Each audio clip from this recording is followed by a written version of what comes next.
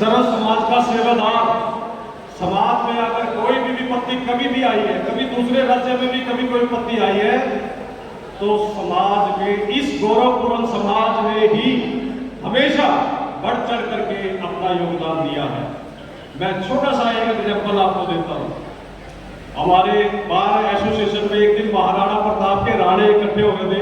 महाराणा प्रताप की मूर्ति लगा के हमें भी बुला लिया, भी आज हमारी जयंती है, आप भी आओ। तो मुझे भी उन्होंने बोलने के लिए बुला लिया। मैं कहने लगा, भाई ये थारी महाराणा प्रताप की जयंती अधूरी है। बोला जी क्यों?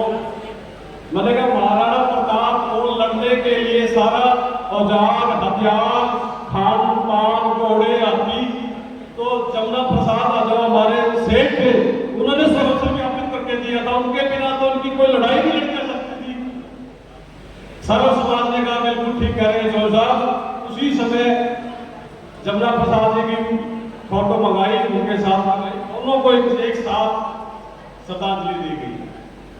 ऐसे हजारों एग्जाम्पल है। जितने भी आज तक हिंदुस्तान में आंदोलन हुए हैं, उन आंदोलनों का वित्त पोषण इसी गौरवपूर्ण समाज ने किया है। आज भी अगर शहर में कोई भी बात आ जाए, शहर की भलाई की, शहर के सहयोग की, कल्याण की, तो भाई राम प्रताप, भाई सुरेश करन, अशोक जैन, यही मूर्तियां आपको सबसे आगे मिलेगी। चाहे कोरोना काल आया, चाहे कोई समाज में कभी भूकंप आया, कहीं बाढ़ आई, कुछ आई, तो ये गौरवपूर्ण समाज सबसे अग्रणी, सबसे बड़ा योगदान रहा। छत्ती बरादरी के भलाई के लिए हमेशा काम किया। मैं इस गौरवपूर्ण समाज को गौरव करता हूं। मैं पत्रकार भाई बंधुओं को एक बात और कहना चाहता हूं कि आपने सैनी सम्मेलन देखे होंगे, गुज्जर सम्मेलन देखे होंगे, और एससी बीसी सम्मेलन बहुत देखे होंगे। इससे 10 गुना ज्यादा भीड़ होगी, 10 गुना ज्यादा। बैठने की जगह नहीं मिलेगी, एक आदमी दूसरे आदमी के ऊपर चढ़ जाएगा, इतनी भीड़ होगी। लेकिन ये वो समाज है, मैं पत्रकार भाइयों बंधुओं को नोट कराना चाहता हूं कि ये तो एक एक आदमी भी एक एक हजार के बराबर है। ये तो अपने छोरे के ब्याह का रूप है, वो आदमी पैर करके हाथ जोड़ के लाने पड़े, ब्याह तो करवा दे छोरे का। ये वो समाज, सम्मानित गौरवपूर्ण समाज है। आज अगर ये इतने गड्ढे हैं तो इनकी संख्या आप सैकड़ों में मत गिनना, ये संख्या हजारों में है। मैं बड़ी खुशी है जो राजनीतिक लोग ऊपर से भी देख रहे हैं, ऑब्जर्व कर रहे हैं भी आज ये मीटिंग बुलाई है, समाज में क्या स्थिति है, तो उनको भी मैं आगाह करना चाहता हूं कि अगर इस समाज को आप साथ लेकर चलोगे तो हरियाणा, एक मैं छोटा सा उससे पहले एग्जाम्पल देना चाहता हूं। बंसीलाल ने हरियाणा में 1996 में अलग पार्टी बना ली, सारे नेता इकट्ठे हो गए, मीटिंग हुई हाल में, जो कहीं पीछे तो है नहीं, कैसे चलेगी पार्टी, कैसे चलेगी? हरियाणा विकास पार्टी बनाई उसने, बोला पार्टी कैसे चलेगी जी, पीछे तो है नहीं, पैसे तो भाई बाड़ियां जोड़ने पड़ेंगे, पार्टी जब चलेगी।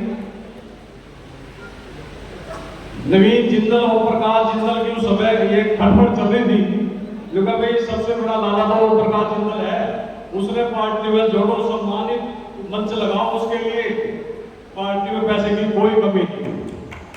यही बात चुटाला कहा करता था।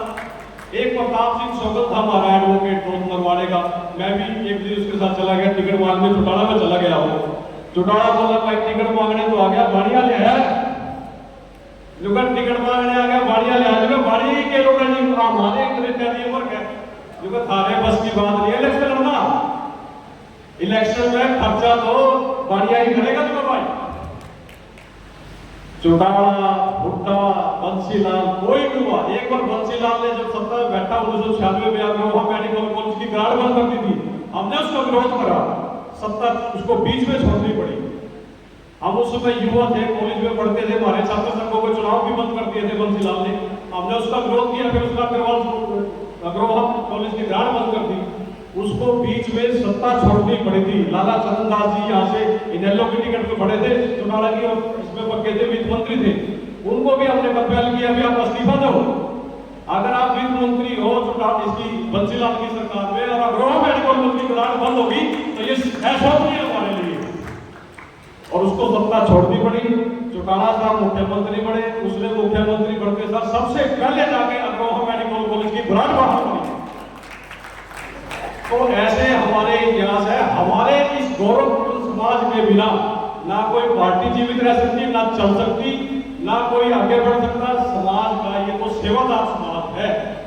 हाँ, ये समाज जब पिछड़ सकता है, जब पीछे रह जा सकता है, जब इस समाज में फूट हो, जब इस समाज को बांट दिया जाए। अंग्रेजों ने यही किया राज करने का फार्मूला, फूट डालो राज करो। अगर ये समाज यूनिटी बना के चले तो मैं दावा करता हूं हरियाणा के अंदर मुख्यमंत्री बाड़िया ही होगा। 50 सीटों पे आपकी जीत पक्की है। लेकिन समाज इतना समृद्ध है, इतना संपन्न है, कई ग्रह भाई इकट्ठे तो वाय लोग ग्रह जो भूखे मरे, क्योंकि ज्यादा समृद्ध हो जाए हर आदमी में ये हो जाए मैं तो अपने घर में मुख्यमंत्री हूँ, मैं तो अपने घर में राजा हूँ, वह किसी के ना बुलावे भाव है ना जावे, वो अपने घर आई बैठे रहे। इससे समाज में जब तक यूनिटी नहीं होती तब तक फिर सत्ताएं नहीं बढ़ती।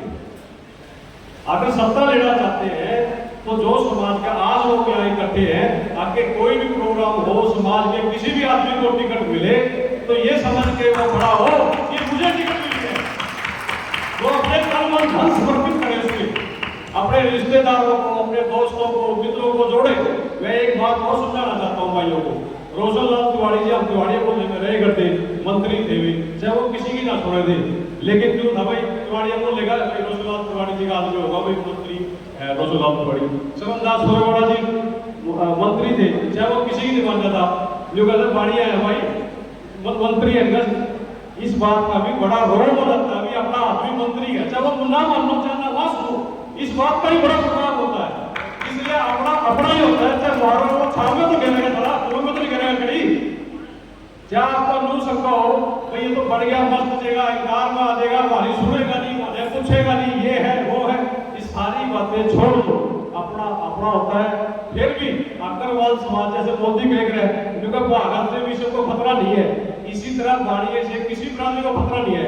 अगर बाड़िया कोई मुख्यमंत्री बनता है, एमएलए बनता है, मंत्री बनता है, वो सारे समाज की भलाई के लिए काम करेगा। आज भी 36 बिरादरियों को अगर विश्वास एक बिरादरी पे है, अगर कोई अपना टूना पैसा कोई कहीं दे सकता, अपने बच्चे को नहीं देगा, बाड़िया की दुकान पर रखा होगा। आज भी आधी रात का एटीएम 36 बिरादरी का बाड़िया है। आज भी हर समाज का विश्वास बाड़िया पे है। आपका इतना विश्वास समाज में है, इतना लोगों के अंदर गौरव है, लेकिन सिर्फ एक वजह से ये जो हमारी संख्या विधायकों की, एमपीओ की कम होती है, एक ही कारण से कम होती गई कि हमारे समाज की यूनिटी कम होती गई। हमारे समाज के अंदर हम एक दूसरे की टांग खींचने में जब लगे, तब फिर सभी समाज दूसरे समाज के सेवा करने में हमें समर्थ हो गए। और फिर जब सज्जन आदमी सत्ता से वंचित होता है, दूर होता है, फिर दुर्जन आदमी राज करते हैं।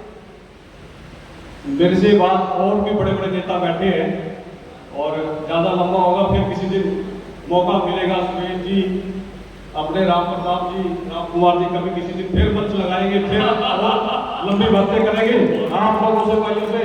इन्हीं शब्दों के साथ मैं ये भी कहना चाहता हूँ कि भाई राम प्रताप जी और हमारी बेटी सुरभि गर्ग जी बहुत अच्छा समाज में काम कर रहे हैं, बहुत ही समाज की सेवा कर रहे हैं, और कहीं भी किसी कोई के दरवाजे से खाली नहीं जाता।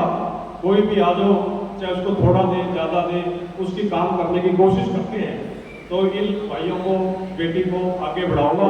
जिसको टिकट मिल गई बिना किसी भेदभाव के, सब लग जाओ, सभी समाज के लिए कल्याणकारी है, सबके हित में है। कोई बाड़िया बढ़ जाओ, समाज का भला होगा।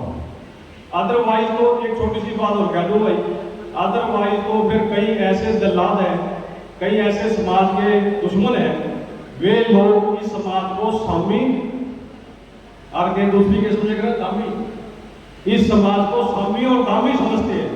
कई गलती से किसी बाड़िया के बगजे खाने में जुगे में सामी फंसती हुई, हर एएसआई को मेरे नाम करते, मेरे नाम करते, जो इसमें कुछ ना कुछ समझौता कराने के पीछे भी सामी है तो भाई। और दूसरा, इस समाज को कमजोर समझा जाता है। कमजोर इसीलिए समझा जाता है समाज को क्योंकि समाज को तोड़ना लोगों को लगता है, फूट डालना लगता है कि आसान है, क्योंकि हर आदमी अपना में समृद्ध है। कोई आदमी दूसरे आदमी को कई बार ये समझता है कि मैं भी समृद्ध हूँ, मुझे कोई जरूरत नहीं है दूसरे की। ऐसी बात नहीं है। समाज में एक दूसरे की जरूरत, एक दूसरे का सहयोग हमें दिन रात है।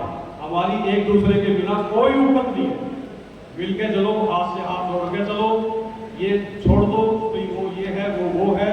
इसी में हमारी इज्जत है, इसी में सम्मान है, इसी में गौरव है। इसके साथ में राम प्रताप भाई को बड़ा बधाई देता हूँ, धन्यवाद करता हूँ कि आप इस तरह के सम्मेलन करते रहे और भगवान से यही प्रार्थना है कि आप इन राज्यों को उन्नति करो। जय हिंद, जय हिंद।